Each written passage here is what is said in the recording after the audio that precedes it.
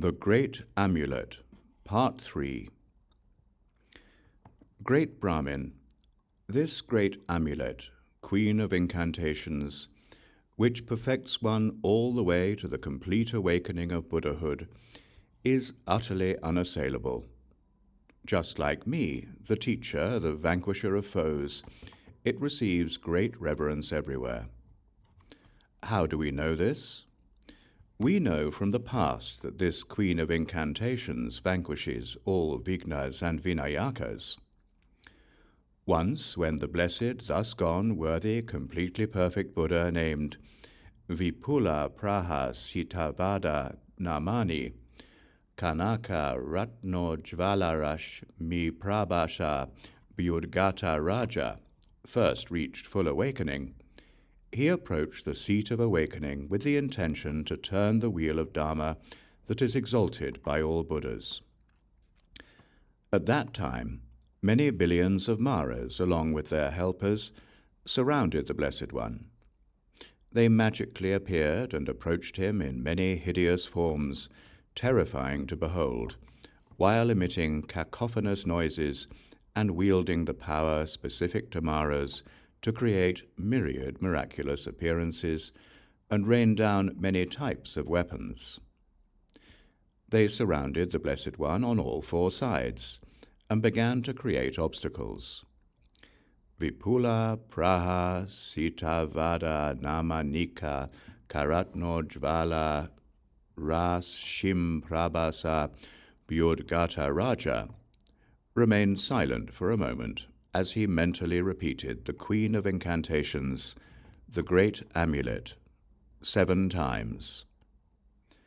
As soon as he had recited the Great Amulet, Great Queen of Incantations, all the evil Maras instantly saw many billions of men wearing armor and carrying blazing swords, axes, nooses, clubs, and tridents emerge from each of the Blessed One's paws.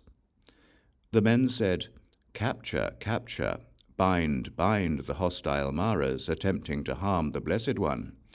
Vanquish all the hostile Maras. Pulverize the life force of all the hostile grahas, vignas, and vinayakas." Once all the demons had been tamed by the sword of love, some took up the foundational training, others were even prophesied to reach unexcelled, perfect, and complete awakening, while others took up practices in between. Other powerful beings who witnessed the great men emerge from the thus gone one's paws cowered in the city. With their miraculous power diminished, and their confidence, strength, and courage lost, their bows and arrows broke, and they fled. Once the thus gone one had vanquished all vignas, vinayakas, and evil Maras, he turned the wheel of Dharma as other Buddhas had done before. He then crossed over and reached the far shore.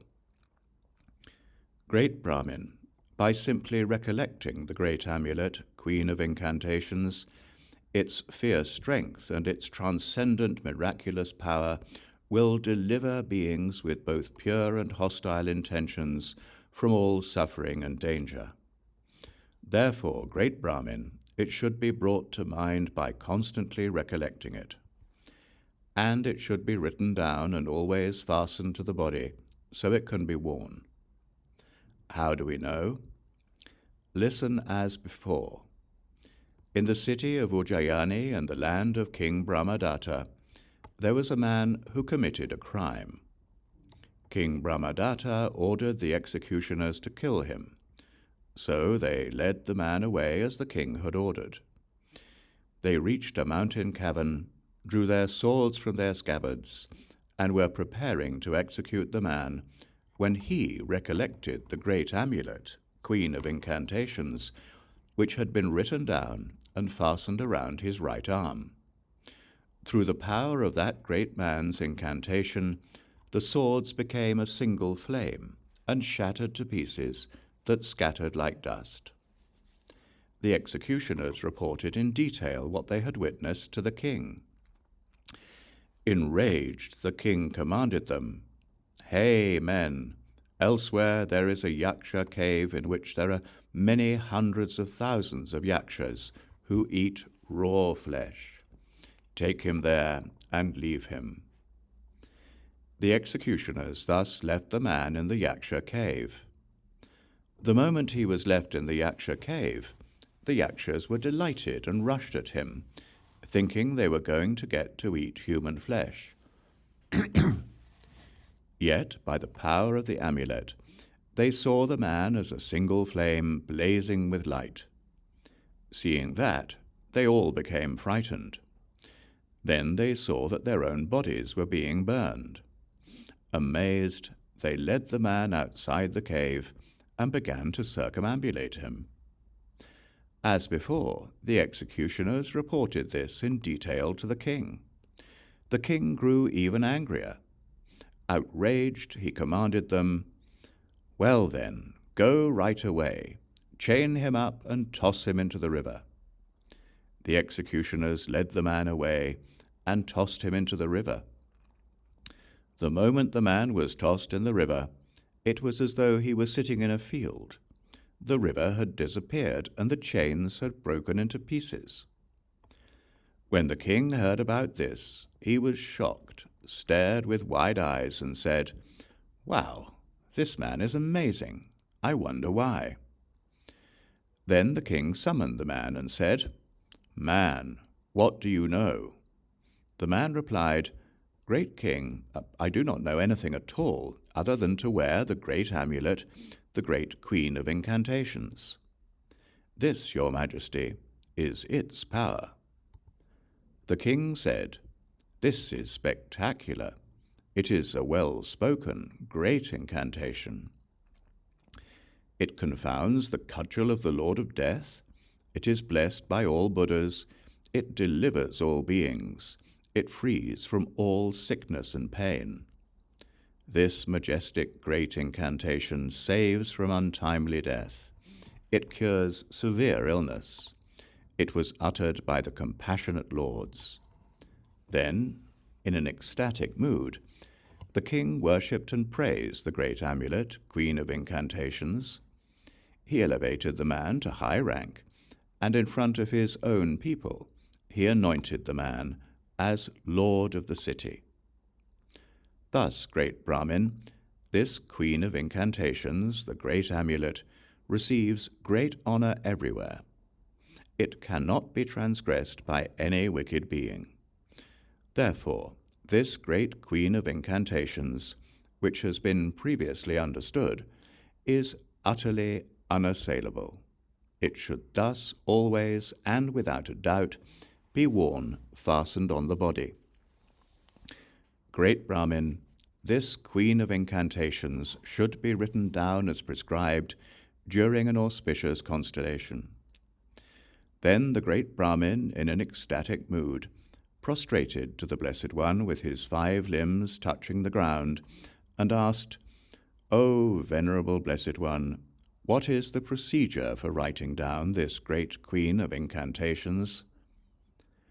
The Blessed One said, "Listen, great Brahmin. Out of compassion for all beings, I will explain it to you. It can make beings happy, deliver beings from their confining karma, free them from their illnesses, bring pregnancy to women, and heal the wounds of all beings' poverty. During the constellation called Pushya, one should observe the temporary vows and, immersed in the worship of the Buddha, engender the motivation to awaken. With a heart moistened by compassion and replete with kindness, one constantly makes effort to bring benefit to all beings. One should first bathe in a solution of sandal, saffron, and musk. Then don clean garments that have been scented with incense. Next, a mandala should be fashioned out of a mixture of earth and dung. 4 full vases should be set out, with a 5th placed at the mandala's center.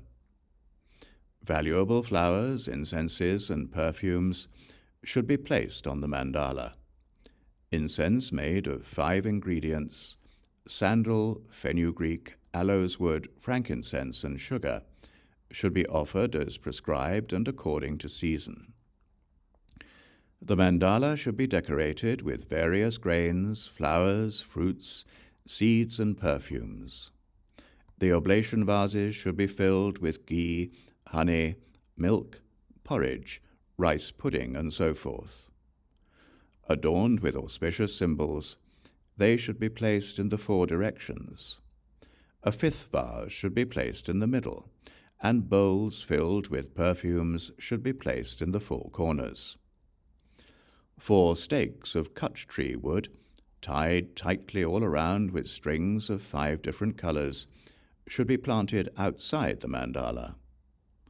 Once that is done, Brahmin, one who seeks their own attainment should write it down. One who desires its benefit should write it while eating only white foods. It can be written on cloth, fabric, birch bark, or anything else that is suitable. For women who desire sons, it should be well written with cow bile. In the center should be painted a boy, who is adorned with every ornament. He should likewise be holding a vase full of gems in his left hand, and be sitting on a lotus, ornamented and in full bloom. He should be depicted as invincible, and adorned with gems, pearls, gold, and a variety of different jewels. Mountains should be drawn in the 4 corners. If one wants to live happily, it should be carefully drawn like that. When specifically for a man, it should be drawn in saffron. Then his desired aims will be fulfilled. Of this there is no doubt. One should draw 2, 3, 4, or even 5 lotuses. The great variety of symbolic insignia should be drawn on the lotus. The lotuses should likewise be drawn with their filaments all around. They should be drawn with petals open, and a silk ribbon tied to their stem. A lotus drawn with a trident on it has 8 petals and is bound with silk ribbon. Likewise, a lotus with an axe is drawn with 8 petals. When a sword is drawn with a lotus, that lotus should be white. A conch shell can also be depicted on a lotus, which should be elaborate in all ways. In all cases, an adept should draw the attributes as they are prescribed. In contexts of harmful intent, images of children should not be drawn. There should be drawn on the form of a god that is adorned with various ornaments. For monks, the vajra holder should be drawn energetically threatening yakshas. The 4 great kings should be drawn on each of the 4 sides. Ishvara should be painted for Brahmins, Maheshvara for Kshatriyas. For Shudras, the ever-perfect Vishnu should be well drawn. For Vaishyas should be drawn Vaishravana, and Indra, the lord of the gods. Prajapati, the wise one, should be drawn for boys. For women of dark complexion, a wrathful figure should be drawn. For the fair-complexioned, one beautiful and famous should be drawn. For large women, Manibhadra should be carefully drawn. For slight women, Purnabhadra, as I, the self-existing one, have taught. For pregnant women, Mahākāli, and the Brahma god should be drawn. Other deities should also be drawn, according to the prescriptions outlined above. When drawn correctly, after carefully following the protocols, an amulet that is constantly tied to one's neck will bring about good fortune.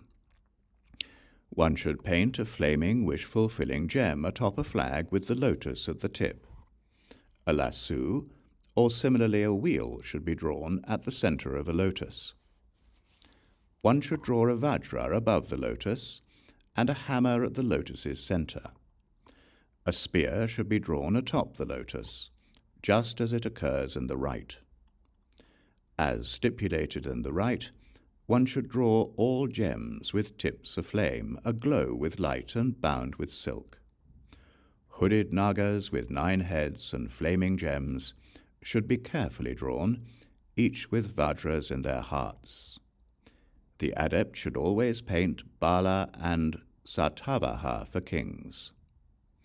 For all Vidyadharas, the Vidya goddess should be drawn, the sun and moon with the lunar mansions, the 8 planets, Rahu and Ketu, should also be drawn. If painted carefully as prescribed and worn by an intelligent person, even the impotent and eunuchs will obtain a son. The amulet accomplishes all aims, brings auspiciousness, and quells all misdeeds. As the self-existing one has taught, the most sublime state will be attained. One will have supreme happiness in this world, and one will have supreme happiness in the next world too. The god realms, such as the heaven of the 33, will welcome one's home, will become one's home. The great being will be born in beautiful and pleasant Jambudvipa, in an exalted, renowned family, in a leading Kshatriya family, or in a leading Brahmin family, and will always have the incantation and be happy. The amount of merit obtained by a person wearing the amulet is a quantity of merit all the Buddhas cannot describe. The gates to the hells are closed. The gates to the heavens are opened. One will be prosperous and happy and highly intelligent. One will constantly be encouraged by Buddhas and Bodhisattvas, experience intense physical pleasure, and have great strength. Just as the victorious one has said, one will become a universal monarch, be encouraged by gods and humans, and strike fear in the evil-minded. This will not take long, because of the well-spoken incantation. One will not be harmed by weapons, by poison, or even by fire. Even the misfortunes of untimely death will stay far away. In every situation, encounters with bhutas and grahas, disputes, the dangers of water and fire, predators, snakes, lions, nagas, and unbearable illness will be prevented for those who have this well-spoken incantation, whether it is heard, seen, or touched. They will be supreme among all beings, and will be the object of worship by all Maras in every way. Listen, I will explain this properly. This concludes the ritual procedure of the Great Amulet, the Queen of Incantations. Out of compassion for all beings, I will next explain the ritual procedure for protecting the Vidyadhara. The ritual of protection, which brings great accomplishment, is effective without a doubt, for whatever it is used to protect.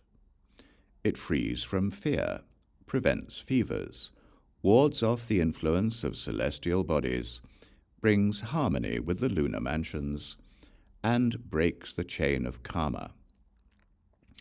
Indigestible food, traversed hexes, the actions of one's enemies, the evil eye, written hexes, and dreadful kakordas, mantra-infused powders, poisonous compounds, and poisoned food, all of these will be pacified for one who wears the protection. One who transgresses the incantation will bear the consequence of retribution. Threatened by the amulet's curse, dreadful rival armies and fearsome enemies will flee. Omniscient Buddhas and gentle Bodhisattvas will afford their protection. Shravakas of great austerity and Pratyeka Buddhas will afford protection.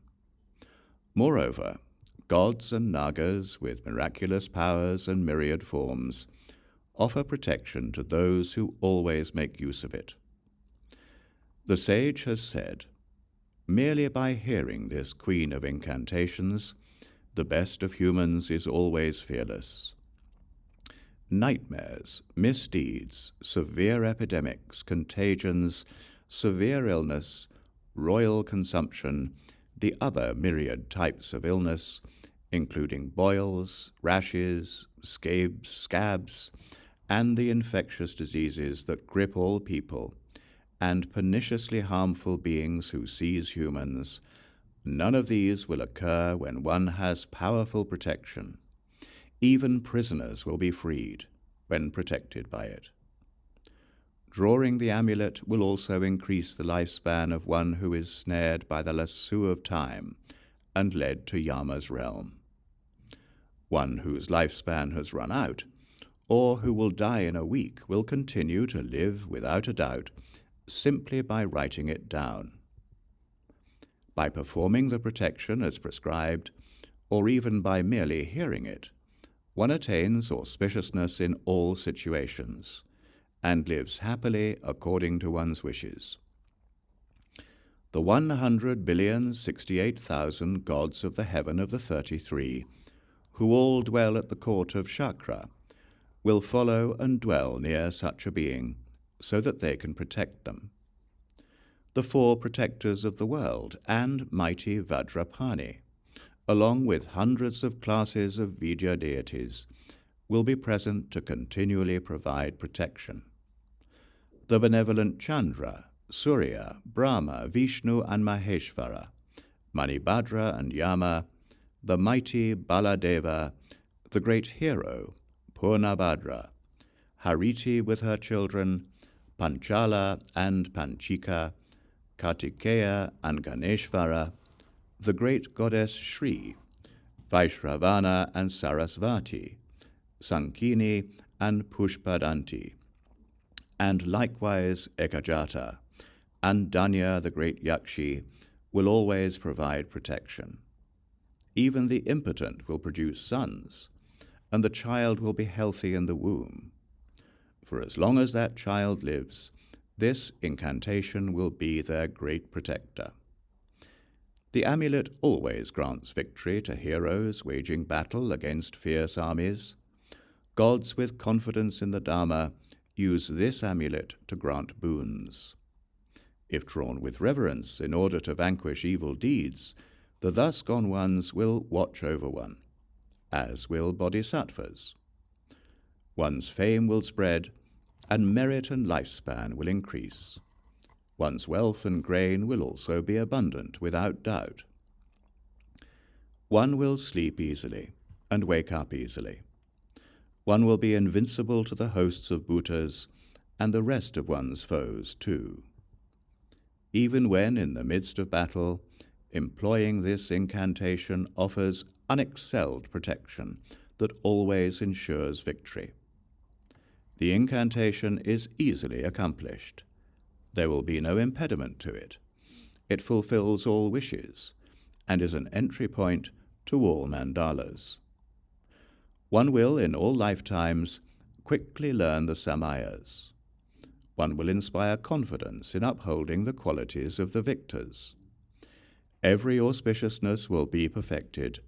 Every wish will be fulfilled. By simply drawing this amulet, every happiness will be achieved. Having died happily, one will travel to higher realms. In quarrels and arguments, and in battles that are extremely violent, one will be free of all fears. So the victorious one has said. One will always remember previous lives.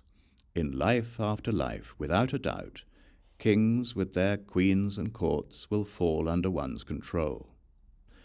One will be famed as virtuous in the world, and will always be in harmony. One will be loved by everyone, be they gods or humans. One will always be protected throughout both the day and the night. This incantation contains the complete mantra formula uttered by the completely perfect Buddhas. I pay homage to the Buddha. I pay homage to the Dharma. I pay homage to the Sangha. I pay homage to the blessed, thus gone, worthy, completely perfect Buddha, the compassionate sage of the Shakyas. I pay homage to all the completely perfect Buddhas. After reverentially paying homage to them, so that the Buddha's teaching will spread, I will now teach it out of compassion for all beings. As soon as this magnificent incantation, which defeats powerful opponents, was uttered by the sage as he sat on the Vajra seat, the Maras and their kin, and all the grahas, vinyakas, and vignas that exist, dispersed that very moment. Tadyata Om Giri Giri Girini Girini Girivati Gunavati Akashavati Akasha Vishuddhe Sava Papa Vigate Akashe Gaganatale Akasha Vicharini Jvalita Shikare Mani Ma Uktika Kachita Manulidare Sukeshe Suvaktre Sunetre Suvane Suvana Gauri Atite Anutpane Anagate Pratyutpane Nama Savesham Buddhanam Jvalita Tejasham Buddhe Subudhe Bhagavati Surakshani Suksheme Suprabe Sudame Sudante Vare Vate Bhagavati Bhadravati Bhadre Subhadre Vimale Jayabhadre Parchande Chande Prachande Prachande Vajrachande Mahachande Mahachande Gori Gandhare Gauri Chauri Chandale Matangi Vachasi Pukasi Sumati Shavari Shavari Shankare Dramidi Dramide Raudrini Sava Graha Vidarini Ata Sadani Hana Hana Sava Shatri Unan Daha Daha Sava Dushtan Preta Pisacha Dakini Nam Manushyam Manushanam Cha Pacha Pacha Hridayam. Crush the life force of all wicked grahas. Blessed Lady, destroy, destroy all my misfortunes. Protect, protect me everywhere from all perils and disasters. Bind all wicked ones. Sava Kilbi Shana Shani Matande Mrityundanda Nivarane Manadande Manini Maha Manini Maha Viniti Chale Chale Chiti Chiti Viti Viti Niti Niti Titi Titi Natuti Gaurini Virini Pravara Samare Chandali Matangi Rundasi Sarasi Vachasi Sumati Pukasi Shavari Shavari Sankare Dramidi Dramidi Dahani Pachani Matani Madani Sarale Sarale Saralambe Hina Majot Krishta Vinarini Vidarini Vidarini Mahile Mahile Maha Mahile Nigale Nigadabanje Mate Matine Danti Chakre Chakravakini Jvale Jvale Jvale Jvalini Shavari Shavari Shavari Shavari Savya Vidahi Dharani Kudi Kudi Kudini Kudini Mahakudini Nimi Nimi Nimindari Triloka Dahani Triloka Lokarari Tridatu Karvaya Lokini Vajra Pada Shupa Shamudgara Kadgashankanka Chakra Trishula Chintama Nima Havidya Dharani. Protect me everywhere, any place I may be, from all wicked ones, all dangers from humans and non-humans, all illnesses and all dangers.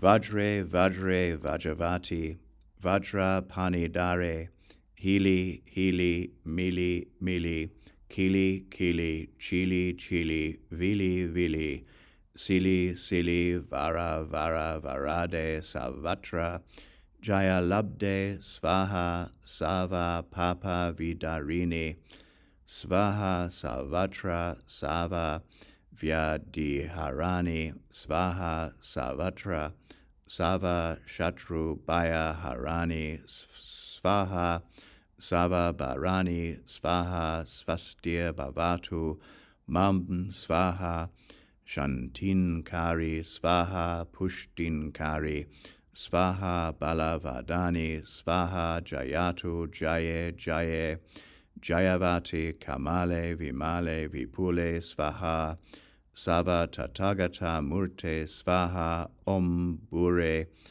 Mahashanti, Svaha, Om, Bure, Bure, Vajavati, Sava, Tathagata, Hridaya, Purani, Ayu, Sandarani, Bala, Bala, Balavate, Om, Jaya Vijay, Hum, Hum, Pat, Pat, Svaha.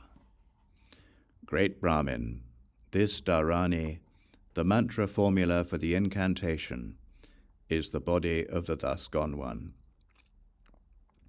Anyone who is protected and safeguarded by it, who is embraced and cared for, who becomes peaceful and fortunate through it, and who uses it to escape punishment and weapons, will see their lifespan increase, even after it has run out, and will live a long, happy life.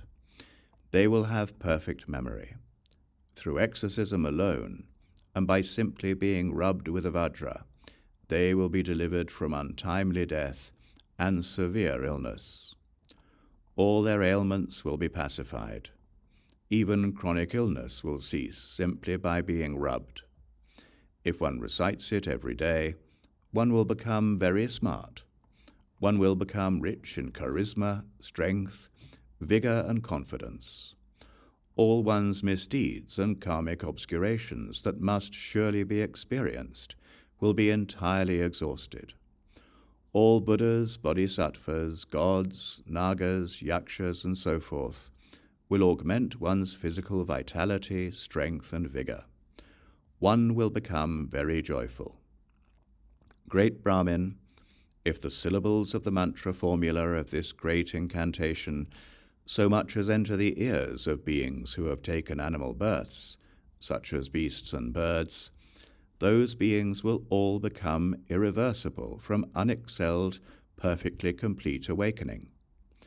Thus, what need is there to speak of what will happen when the dharani of the Great Amulet is heard just once by sons and daughters of noble families, monks and nuns, men and women observing lay vows, kings, ministers, brahmins, kshatriyas, or others with faith in it, who, after hearing it with great faith, reverence, and lofty intentions, write it down, commission others to write it down, memorize it, recite it aloud, meditate upon it intensively, or explain it to others in detail.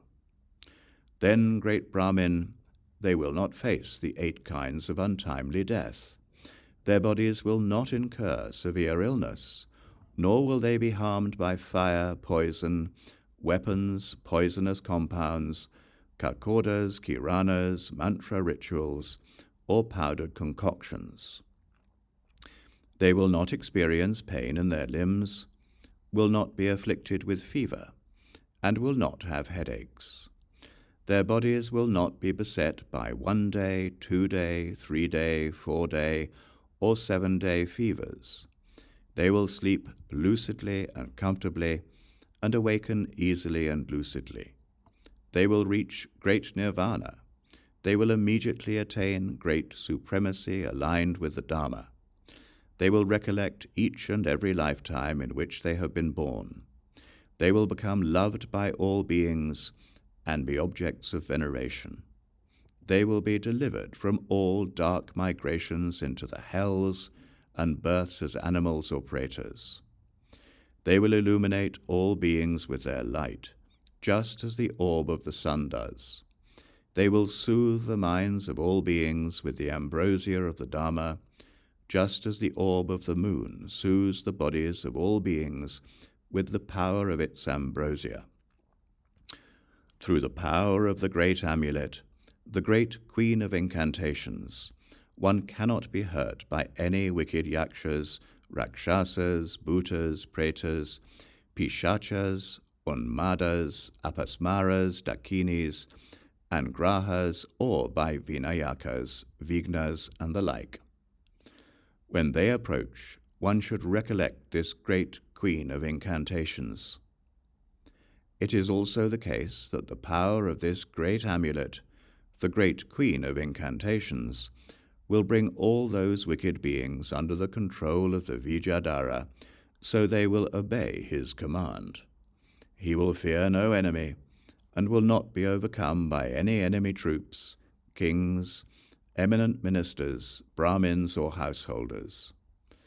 Even when a condemned man is being borne down on by executioners, their weapons will break into pieces as though they were made of dust.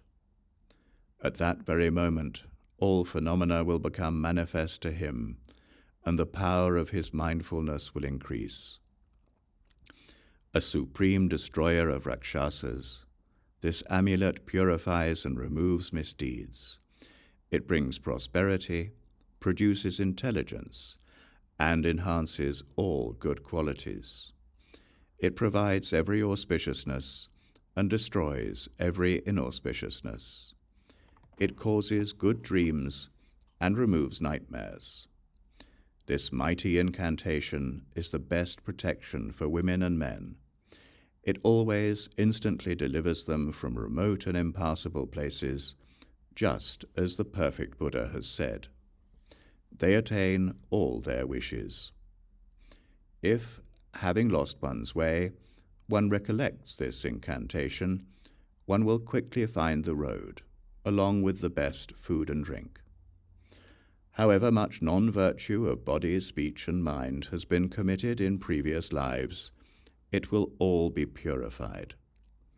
Through recollecting, wearing, comprehending, writing down, chanting, reading, reciting, or teaching this incantation to others, one will before long come to comprehend all phenomena. When thus discovering the taste of Dharma, all misdeeds will be exhausted. All aims, each and everything desired, will be fulfilled.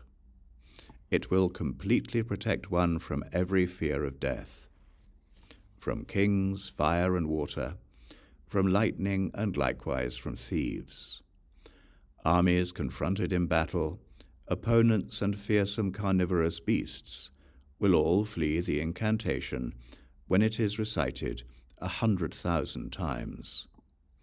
This incantation, this accomplishment most sublime, was taught by all the Buddhas.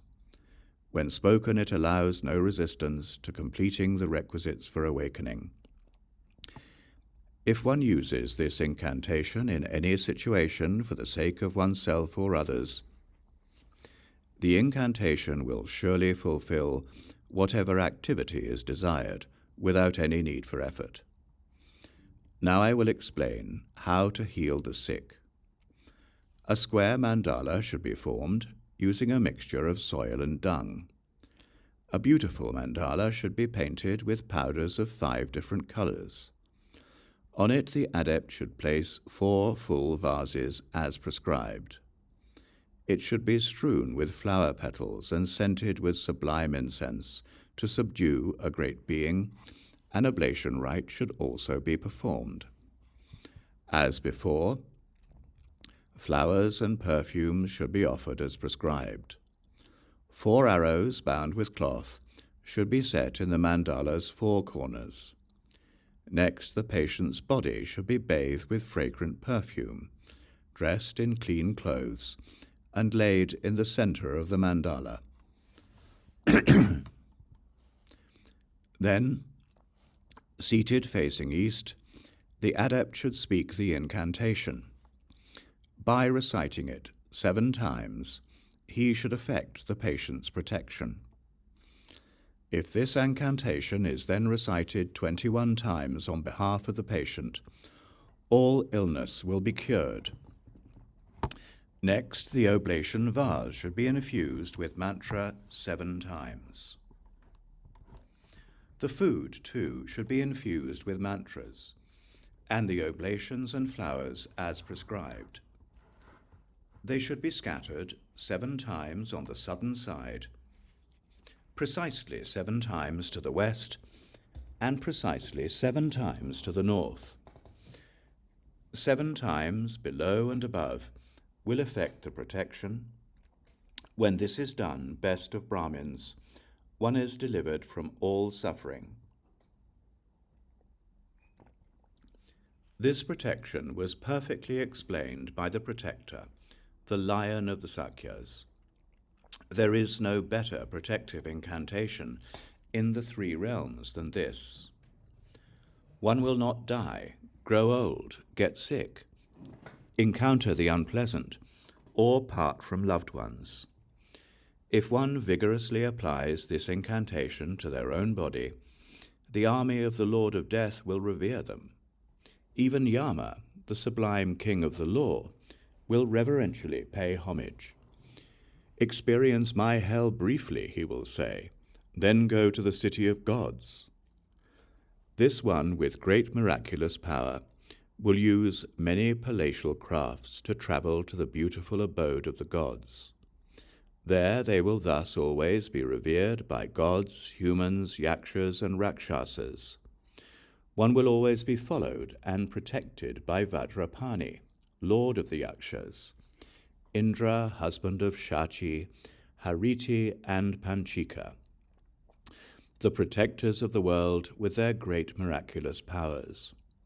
The moon, the sun, the lunar mansions, the celestial bodies who are supremely cruel, all the great Nagas, the gods, and likewise the Rishis, Ashuras, Garudas, Gandharvas, Kinnaras, and Mahoragas. The wise one who writes the mighty incantation of great miraculous power and wears it fastened to their arm will receive great reverence and always have good fortune. This concludes the Noble Queen of Incantations, the Great Amulet.